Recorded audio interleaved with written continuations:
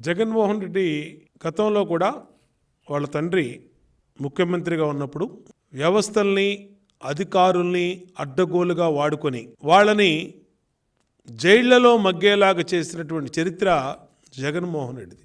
అనేక మంది గతంలో వైఎస్ రాజశేఖర రెడ్డి ముఖ్యమంత్రిగా ఉన్నప్పుడు జగన్మోహన్ రెడ్డి చేసినటువంటి అవినీతి పనుల వల్ల ఆనాడు శ్రీలక్ష్మి కానీ, బీపీ ఆచార్య కానీ, రాజగోపాల్ కానీ, ఇంకా అనేక మంది మంత్రులు, ఎమ్మెల్యేలు, అట్లాగే అధికారులు అందరూ కూడా జైలుకి వెళ్ళిపోయినటువంటి విషయాన్ని మనం జగన్మోహన్ రెడ్డి చరిత్ర చూస్తే మనకి కొట్టొచ్చినట్టు కనబడుతుంది.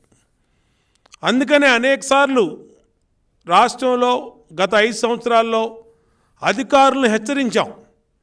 అయ్యా, మీరు జగన్మోహన్ రెడ్డి చెప్పాడనో, లేదంటే సజ్జల రామకృష్ణారెడ్డి చెప్పాడనో, లేదంటే ధనుంజయ రెడ్డి చెప్పాడనో, లేదంటే ఇంకొక రెడ్డి చెప్పాడనో మీరు గనక చట్టవిరుద్ధంగా ప్రవర్తిస్తే మీరు సస్పెండ్ అయిపోతారు.